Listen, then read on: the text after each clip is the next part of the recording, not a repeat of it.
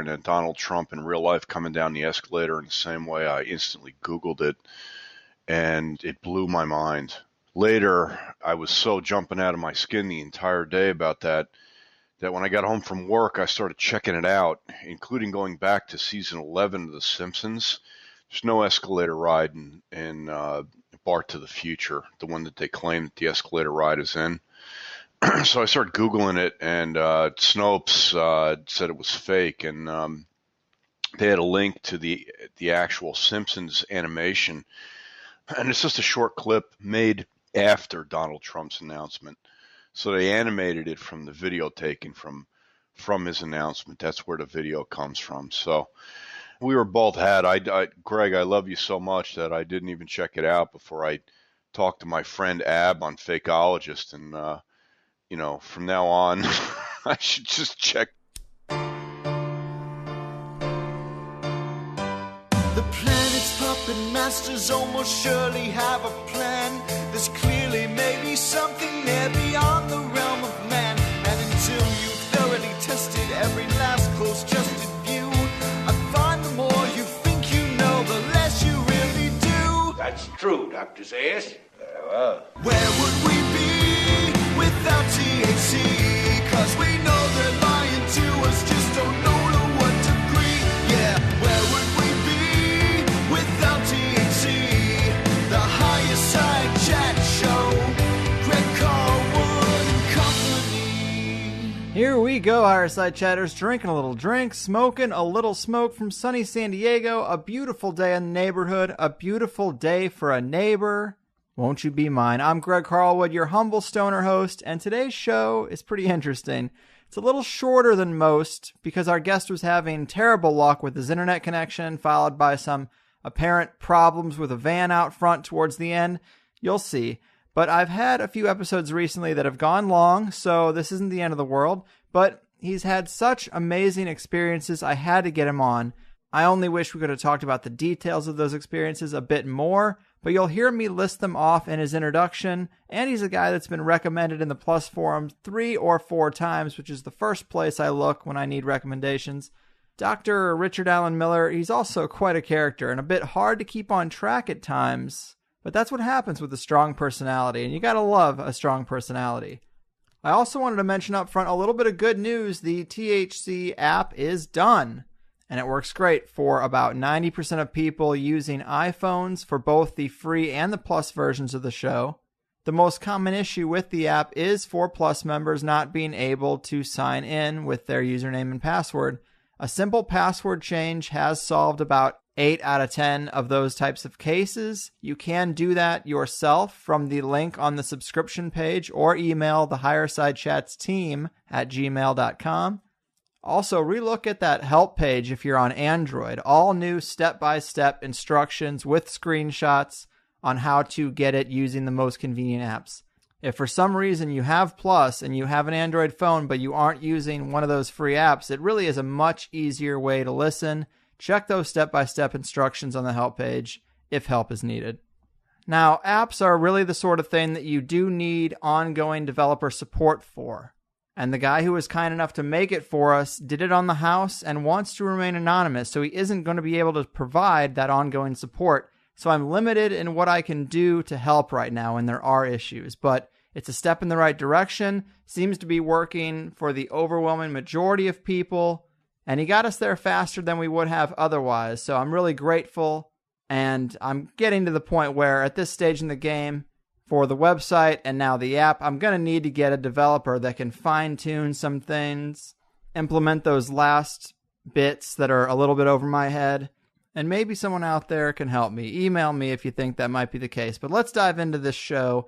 We are all over the map today, people. Entheogens, Magick, military intelligence, Nazi bases in Antarctica, and a whole lot more to quench your conspiratorial thirst with the man who knows the plan, Dr. Richard Allen Miller. Enjoy.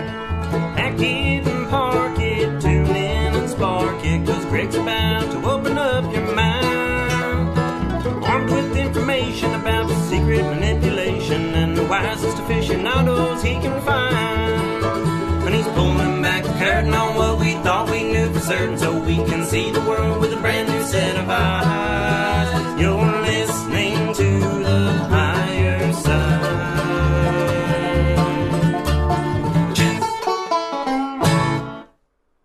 right, people, as we wade through the weird waters of the world and throw our spotlight in the many areas that the mainstream is quarantined in darkness, we find that a better understanding of life in the universe waits for us on that road less traveled.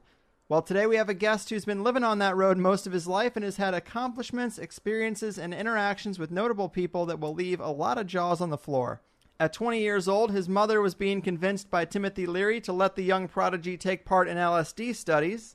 In college, he received more degrees and doctorates than I can name in fields like physics, hypnotherapy, and Jungian psychology. He pursued the path of Hermetic scholar and has risen through the ranks of the OTO, worked on high-level projects for Boeing and DuPont out of grad school, taught metaphysics at Harvard for 11 years, trained Navy SEALs for human optimization using biofeedback, worked on ESP and psychic effects for military intelligence, was hired for research projects by Buckminster Fuller, spent time working with John Lilly on psychedelic communication with dolphins, has seen the Antarctic Nazi base with his own 2 eyes, and has written more books than there are days in the week, with titles like ESP Induction Through Forms of Self-Hypnosis, The Magical and Ritual Use of Herbs, The Modern Alchemist, A Guide to Personal Transformation, and Power Tools for the 21st Century. Another guest who's probably done more today than I've done in my lifetime, 72 years young, Dr. Richard Allen Miller. How the hell are you?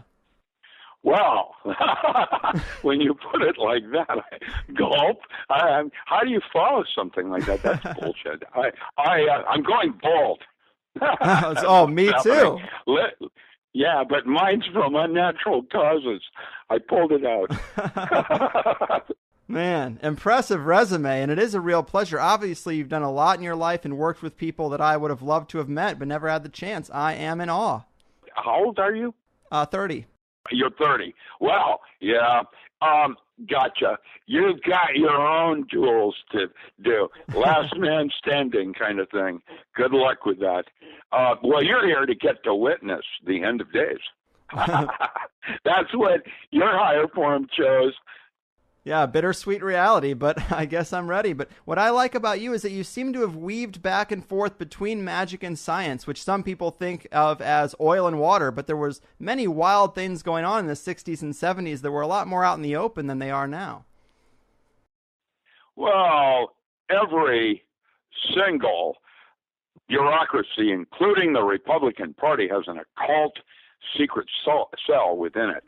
That's been for almost 300 years, maybe 350 years. Golden Dawn attracted all the scholars of Europe and was held to be for elite only. Now, when I came out of graduate school, what happened was I was assaulted, recruited, what is that, rushed. Yeah, you know, like for both Skull and Bones and Bohemian Grove. I had to armor up. It can be like going out without any catechism into a Christian universe. You have to have armor on. And if you're not prepared for that. And what happened was I'm a polymath, obviously, and so I became a world authority in Hermetic Kabbalism, Merkaba, and old school physics. Magic is actually, one way of seeing it is advanced physics with a mystery school. And you don't have to know how something works, like a woman driving an automobile, in order to function and use that as a tool, moving from here to there and whatever. It's all in metaphor, and that's what I'm writing about this very moment is Gregory Bateson. And what is your metaphor but to serve your paradox? And the way we distort that is we have a meadow with 2 oxes in it. Your meadow is for your 2 ox. Get it? Never mind. That is what metaphor is and how we associate one thing to another in the way we group content. That's John Boehm, implicate order. Similar differences and different similarities. Yeah, man. Like that. You're a wealth of info, and I mentioned Leary in the intro, and you've said that you knew Ram Dass before he was Ram Dass, and you even spent a time or two with McKenna. You mean, how would we best put that? Still here. That's his latest book. Yeah, that's the way it goes for old parts, man. What were those years like? Which years? Hanging out with, Timothy Leary and knowing Ram Dass. Here's how this works. It's about the nature of time and your future and specific timelines that are generated from your past. Your past is the primary wave that is formed like a cavitation ball when you live in the moment. When you are in the groove where everything flows, you are close to purpose. Intent is actually what happens at the end of the day and is slightly different than purpose, except at your level of consciousness. And at some point, when you get caught up in the moment, it becomes sacred over profane. And that is a specific future, talking and having dialogue in that moment and literally changing the past. At the time I did SEALs, it's been like with being with Timothy Leary. Well, we were all just hanging out, getting high. Ha ha. No, it wasn't like that. It was the moment. And that moment formed a cavitation ball of what Robert Ornstein calls time as a duration of consciousness. It is the way you group memory. And that part of it is how, when you find at this moment, listening to my words, finding significance, that's how your future is talking to your moment right now and literally changing it. At the time I did Navy SEALs, they were called SEAL Corporation. Navy SEALs didn't exist. That's become what is that? Urban myth, modern myth of super soldier. Super soldier as a term didn't even exist back then. And just as another time capsule, it would be like we knew about aliens back then, but we were more worried about what the Russians were doing. That's the truth of it. And so while there were alien artifacts, what were the Russians doing with them? That's where we were concerned. Now we have all kinds of rice checks, with all these different flavors and whatever they put in that multi-cereal. It's life is like a box of those. And that's where the metaphor comes in, is watching how it changes over time, like Antarctica. Yeah. And Fulford and whatever else is going on out there at that moment. When you re-listen to my words on this that you're recording right now, each time you will get something different. That's where the richness and the quality of the moment lies. And it really is like a cavitation ball. Your inner feminine part of you, the wise old woman, the higher self, the androgynous other side of you is like a cavitation with a white hole and a black hole. And it's a metaphor again. And how you choose to find significance in my words at each moment, which is different, listening to what I have to say, because I'm in that groove, it's going to have a richness that connects you to yourself. I just got an email. That means my internet is back up again. Nice. It's going back and forth, man. It's awful. Yeah, I hear you. And that was well said. I do get that. And something I hoped you could elaborate on was your past with John Lilly or working with dolphins. Oh, yeah. Well, that's a Carl Sagan project. Everybody watching Dolphin and their clicks and whistles, even in the movie, our man Flint, he had a language. Sitting there, being able to talk to Dolphin. Our man Flint, there's an old one, after James Bond. Dolphin, actually, their clicks and whistles are a more advanced form of language than even Hebrew. They brought me in. I was in Berkeley for I think maybe 10 days. And within 10 days, I had been recording and the sounds and looking for structure in the cadence form using scopes and, old shit like that. And I noted that there was encoding and code cipher within their language. Their language had less redundancy than even Hebrew. Wow. Oh, yeah. Yeah, with Sefer Yetzirah and how you relate sounds to words. The dolphin are possibly 10 times more efficient in their language as a form of Clifford algebra.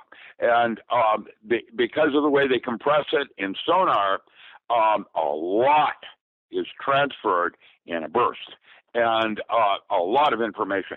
And that's because their brain is actually physically bigger than man. And who's higher on the food chain? Orca has a cerebral cortex that's twice the size of man, and that mammal, cetacean, is actually firing 60% of it at any given moment, which by definition would say that orca was God. Not our God, but that which cannot be known as a definition. And now I'm coming in as a biblical scholar. I'm a tzaddik in Hermetic Kabbalism, and I'm a physicist. You can't kid a kidder. And I am here to tell you, we don't have a clue. In my opinion, there may be as many as, at this moment, at least 4 mammals that are more evolved technically than man. And when we talk about they have all 4 have bigger brain cases. Turns out they're cetacean, and all 4 of them are better designed for their habitat than man is and his biosphere. So what does that suggest in terms of hierarchy in life form? And here's the last piece of that curveball. When I have seen orca hunting dolphin, that means it's about food chain. Right. How's that feel? Yeah, man. Yeah, not food from the gods, but food for the gods. So you got dolphin and orca in there. What are the other 2? Well, your pilot whale and manatee. All 4 have those. Yeah, those 4 mammals. And now, then you have gorillas. Gorilla doesn't have as big a brain case, but an elephant does.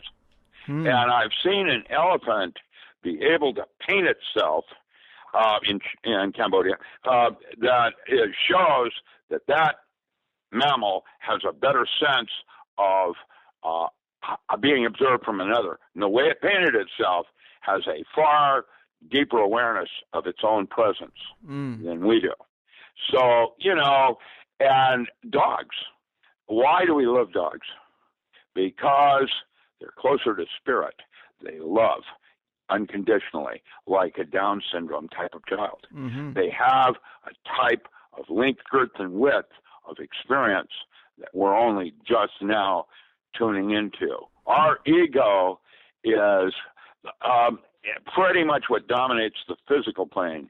I know it does for me, and I'm constantly witnessing and working on trying to step back from that part of it. It's impossible because the physical plane is where I've come to be sick spiritually. Boom. That's a metaphor. Yeah. And now, because you've done so much and you've gone deep into the study of magic and had a bunch of psychedelic experiences, what can you tell us about entities in other realms? I would say that if imagination is reality, then we are creating our own apocalypse and aliens with our imagination. Of course they're real. How could they not be? Right. If man's awareness is verging on, 4th grade, and there's, high school ahead with undergraduate school and postdoctoral and sabbatical, get a grip. If you can conceive of something, how could it not be? And that is exactly what I'm writing about on the nature and structure of water. So do you think multidimensional entities and spirits and things like the higher guardian angel, are these all just parts of the self? Probably in your concept of it, and then just like in the old Bibles, talking about the veils of Isis, Ein Sof, and Ein Sof Ur. Like Bob Dylan said, everybody's got to serve somebody. I noticed in the old Bibles they talk about several gods. There's Yahweh, and then Yad-Heh-Vah-Heh, and then the Christians kind of say, well, it's the same thing, but not really any more than Enlil and Aaron and those sons are Cain and Abel. You know, it's always in metaphor. And the word is not about something outside of yourself.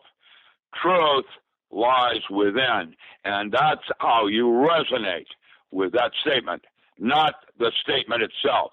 And definitions, which change from one generation and century to another. The Bible itself is inspired. It is not absolute. What's absolute is in how you interpret it. That is where it all lies. And that's where the imagination makes multidimensional, angels and demons. What is a demon? A demon is a lesser entity than you, which means it might be your shadow. Oh, guess what? We do call it the shadow in Jungian psychotherapy. And so there is a metaphor there. And if you go into the old books of magic, the grimoires of like the greater and lesser keys of Solomon, you will determine that at that level, the 72 fallen angels from the Lemegeton that Enoch talks about with Raziel, the archangel that gave him the names of the demons, you say the reason that book is left out of the Bible, most Bibles, not all, is because it gives you the names of demons, which means that's how you can control them. If you have their name, that's what all exorcism is about, to determine the demon's name, Rumpelstiltskin by any other name. And once you have that, you have control of the demon.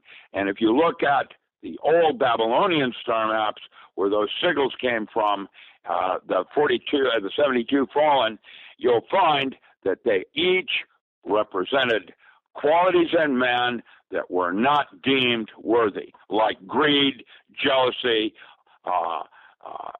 anger, and the rest of it. It's all metaphor. And it's not about, God's battling anything. God's not at war with anything. I mean, he is, and that's it. He is, period. And so it is man that polarizes it. Let me give you an example. This Christmas, my girlfriend, I work on I have a two-story home, and I work on the second floor, and she strung Christmas lights out on my patio, on my deck, so that I would enjoy them while I'm writing. Now, because they were behind, I can see them from my home, but if you drove up from my driveway, you would not see them.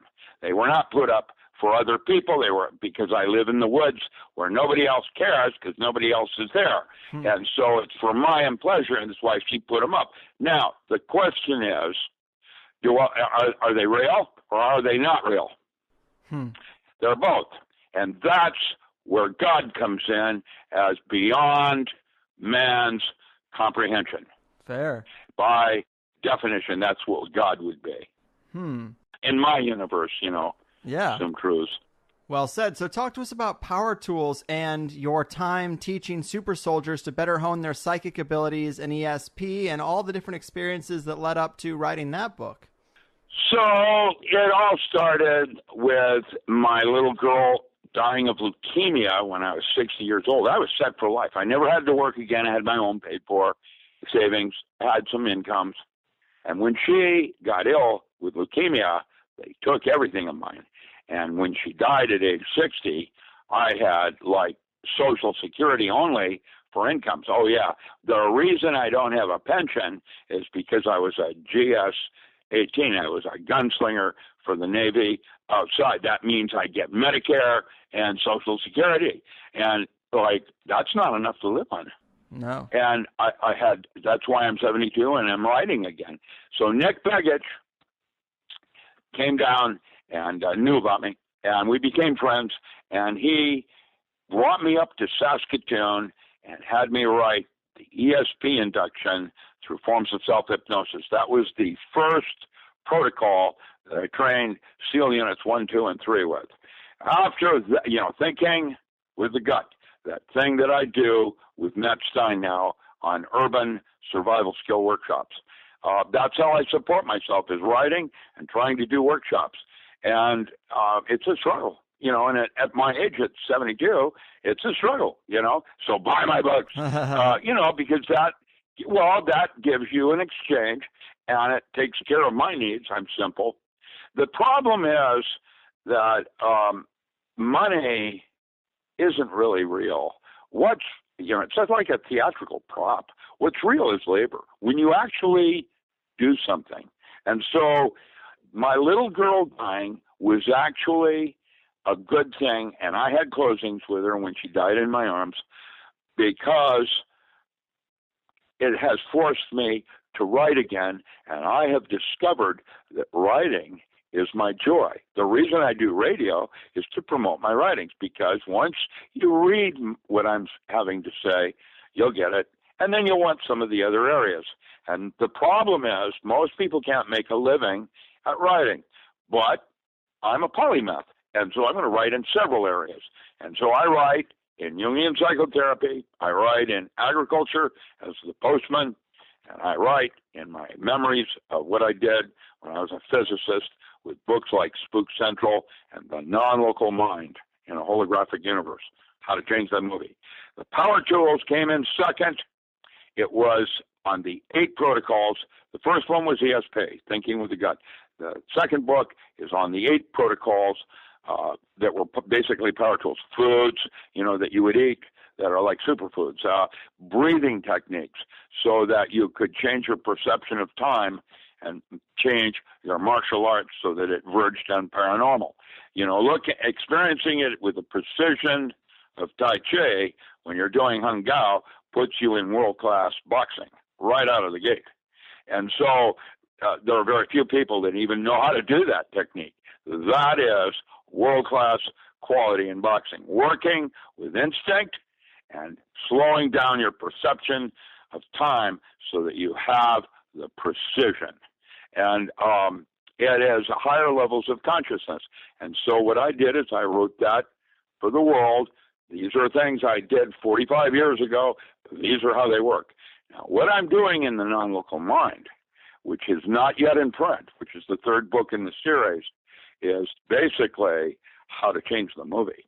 The brain can rightly be seen as a 4-dimensional hologram of 5-space. It's liquid crystal phases, so it's constantly changing, like the DNA is a 3-dimensional hologram of 4-space, who you were, who you are, and will be, as a metaphor. And the brain, because of liquid crystal phases and amorphous semiconductors, like the temporal lobes, that allows the brain to be properly seen as a 4-dimensional hologram in 5-space. It's constantly changing with time, which allows the option of sliders and being able to change the movie by purposefully meditating in certain manners. And that's what I'm writing about now. And literally, I have discovered chapter 6 is titled Rock the Casimir, or Adventures in Time Travel. And once you get the interconnectivity of it all and why you would choose to find significance on one thing over another, that's the first step toward the next level of evolution. Now let me read a little bit from the material that you gave me. You say that when I could not find answers in my physics, I began to study metaphysics. That led me to study magic, mostly considered to be tomorrow's physics, which is where I encountered archetypes and their use as a tool for overview outcomes. The Greek pantheon was chosen as being more accessible than the more obscure Egyptian animal-like gods. If we could identify which gods were dominating in your life, we could then better project the outcomes. Can you elaborate on that last sentence a bit? Well, it's like going from binary logic into object-oriented, where you start grouping, and you have the paths going from Chicago to Minneapolis, and you take it route-wise by Route 66 or whatever. And there are 22 basic stories in the big city, the way the Greeks did it. I chose a Greek pantheon because it was more human. Egyptian mythology, Ra and Horus and those guys, they're more instinctual and on an animalistic level and are more difficult in a current society to associate and metaphor with. However, Hermes, who's Hermes in Greek mythology? Well, he's the guy that when you go to Greece, you hire to translate for you. He's not the message. He's the translator. Who's the magician? Who's the Hierophant? Hierophant. A Hierophant is that guy that old wise magicians send in to check to see if it's a minefield. They're the guys that go in where angels fear to tread. Metaphor. They're like a young magician. A Hierophant is a young magician, like a full-bird colonel. They don't make it, general. Well, that's how it works. Like 2-star generals and 4-star generals. 2-star generals and full-bird colonels are about the same in the military. They're the Hierophant, part of the higher, command center, whatever. Right. So how can we identify what gods might be dominating in our own lives to better project future outcomes? So you look at it through stories. And that's why I use the Greek pantheon, because Psyche at the Well has an ending. And once you realize that you're Psyche, you're enacting that god in your life, do you like the ending? And so maybe you want to change things. Who knows?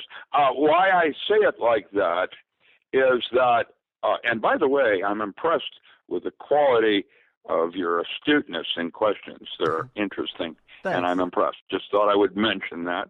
Appreciate it. Well, just suck it up, man. You're only 30. I can only guess where you're going to be when you're 60. Shit. Yeah. They sound like me. What in the hell is that? How did it go? Live from New York. It's Saturday night. Okay. So you have options of either being, in psychology, they say that you are either possessed or you're complexed. You can't get out of it alive. You're possessed means you have only one story going on. And complex means there's more than one god involved in your life. There's a complex or several gods, several stories interwoven that create a fabric. And so you're either complexed or you're possessed. Yeah. For the greater good. But it's all part of inner vision and dialogue with your higher self. That's what you're trying to achieve here. And when you get that, that's called self-realization. And that is knowledge and conversation and magic. It's the same thing where you can talk to your angel like I'm talking to you right now. Mm-hmm. In fact, in Jungian psychotherapy, they would say, I am your angel, and I'm just a reflection in the physical world, and the whole way of doing it, radio, whatever, is a hallucination, and your way of comprehending the dialogue. That's how bad it is with ego. Wow, man. Yeah, I'm trying to give you the image. Yeah, I appreciate it. It's a tool. Yeah, so that you can actually now, as a metaphor, use this as a way to approach things. How did they used to say it? Things always work out in the end. If things are not working out, it's not yet the end. Boom. That's your cavitation ball between your past and your future. They don't exist. Timelines are arbitrary. Which one do you want to incorporate in consciousness?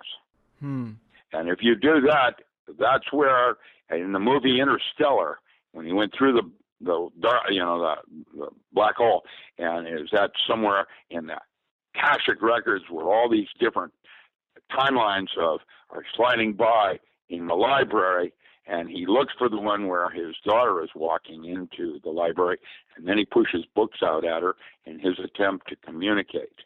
It's metaphor, again, of seeing how time and the future have arbitrary timelines. He knew previously she was not afraid of the popping out as poltergeist, but felt it was something else trying to talk to her. And that's how he then tried to talk to her in the future. Right. Yeah, and on the subject of As a magic metaphor. Right. And on the subject of magic and timelines, something I've been wondering, why are astrological charts so damn accurate? Because over the centuries, they have evolved into a bull being very stubborn and a Pisces going in two directions like I do. As a metaphor. Astronomy is our new science from astrology, sort of like alchemy became chemistry. That is the basic distortion of our consciousness, trying to form a metaphor of, gee, that's kind of like this, isn't it? And when you do that, it sets up timelines. And you can go back and change them. Like when you do a Skype and I send you a text message and I see that I made a mistake, I have a brief 2 messages where I can hit the edit button and go back in and recorrect my typos. And I believe I did that several times with you to show you that metaphor. Right on. Man, a lot of information for sure.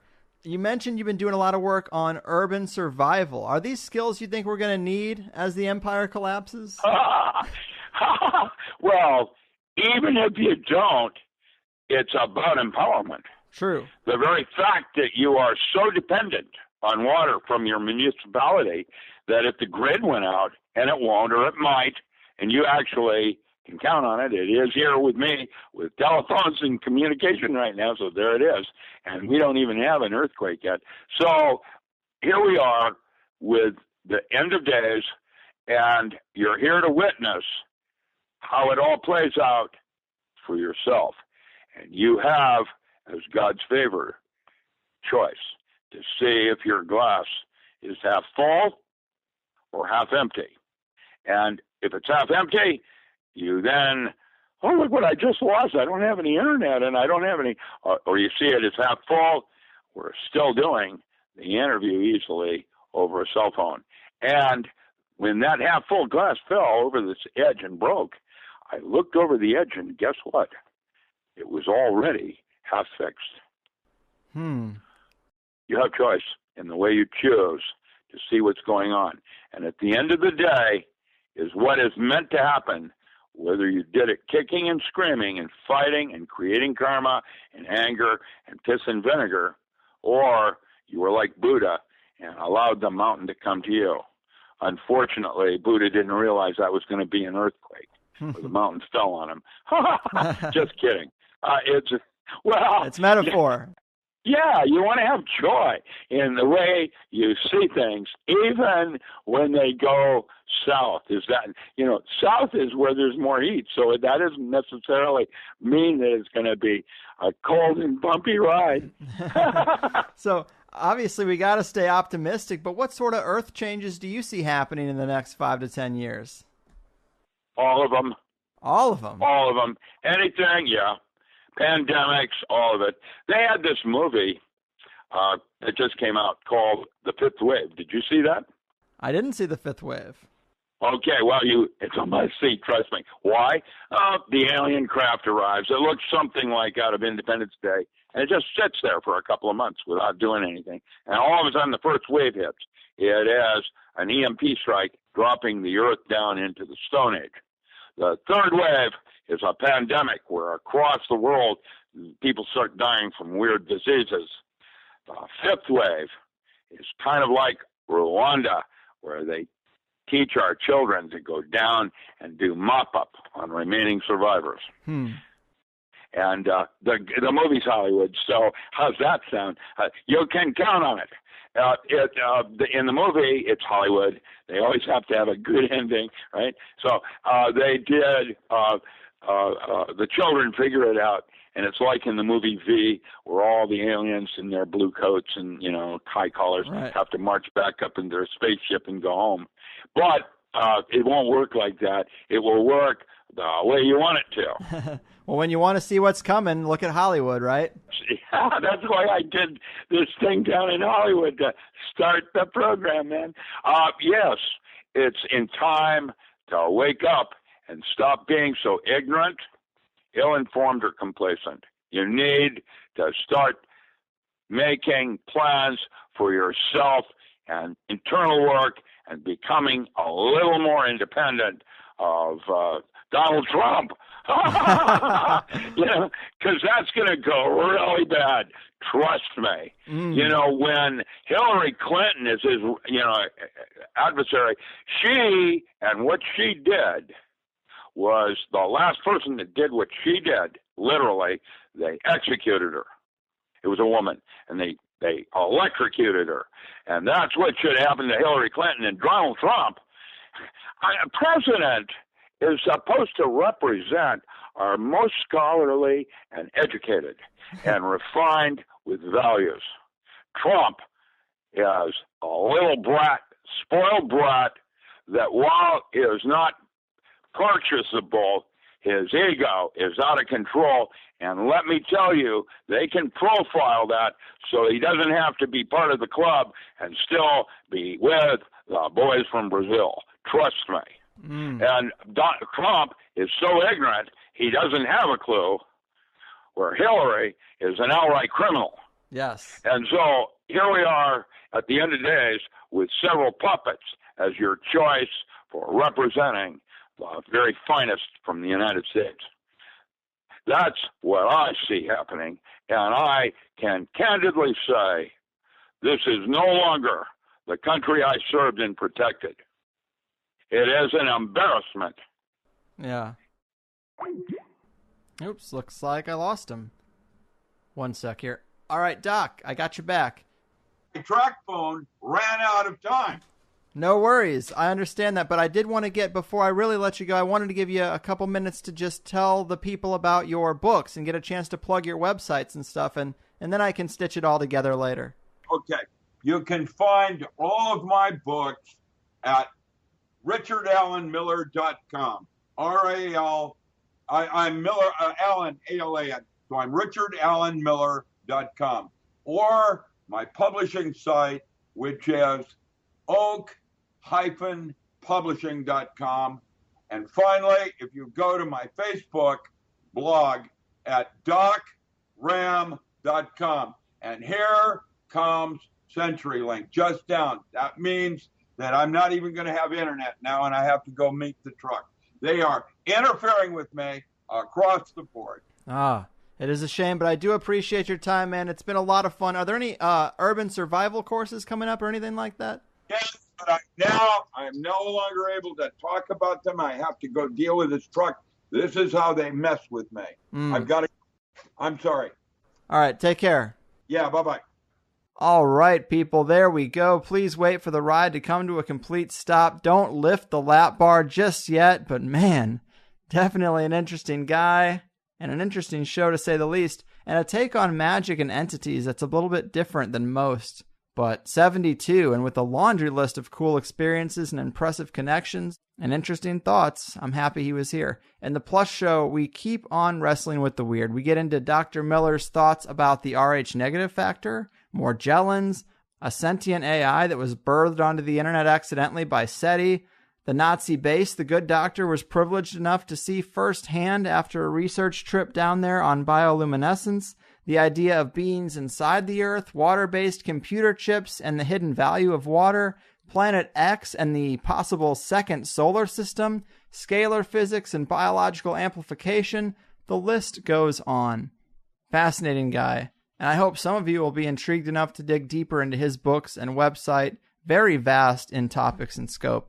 I had a good time with him, though. I just wish we had a little bit longer and maybe could have gotten more into the details.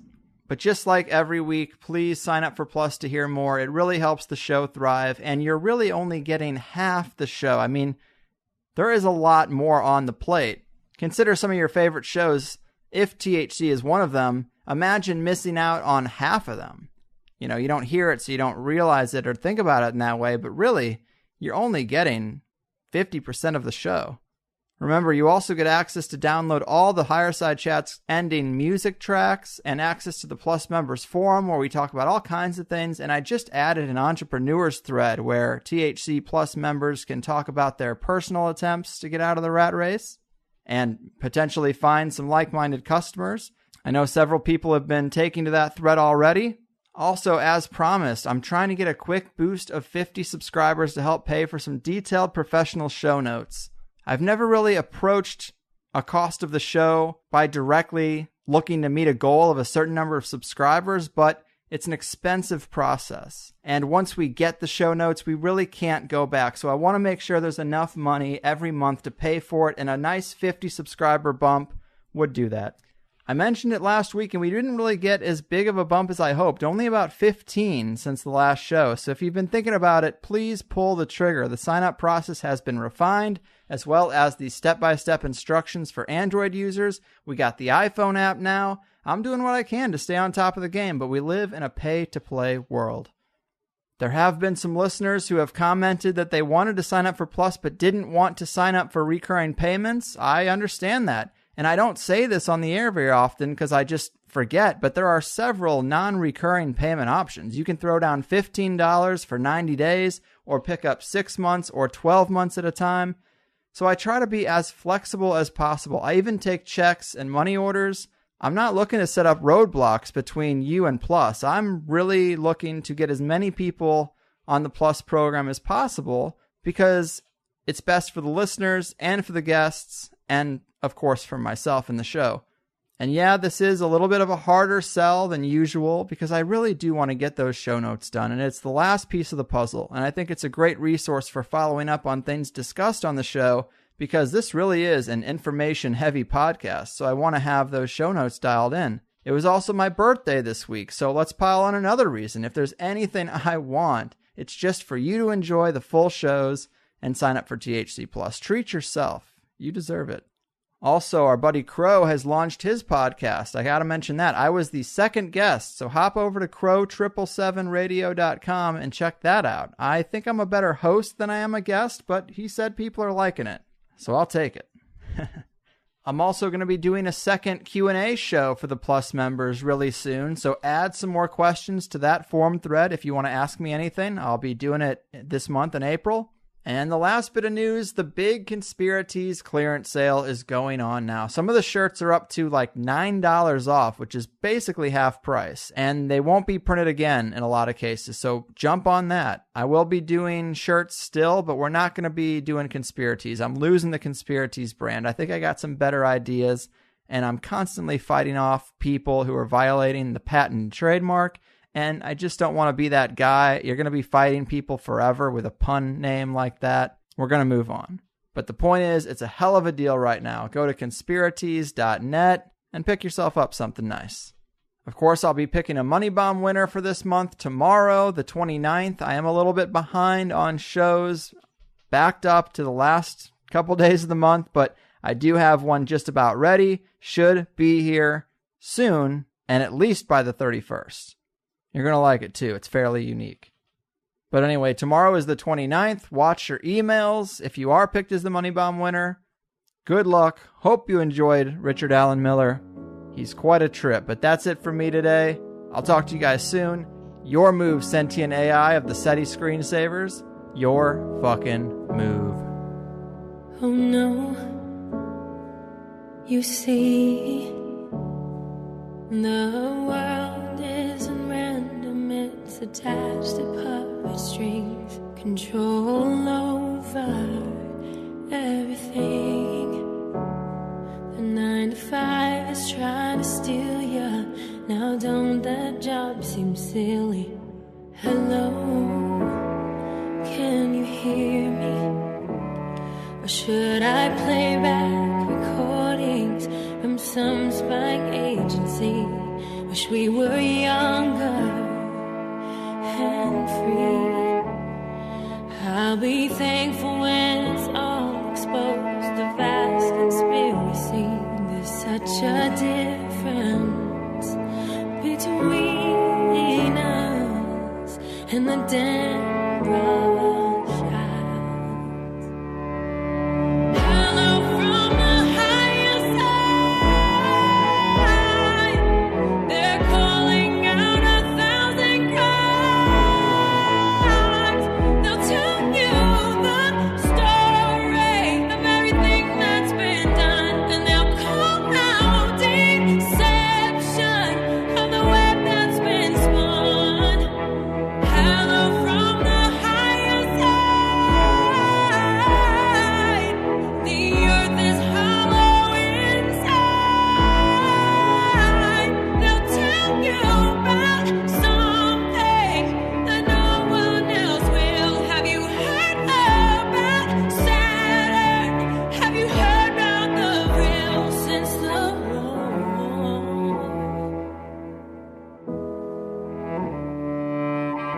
Oh no, they're cartoons.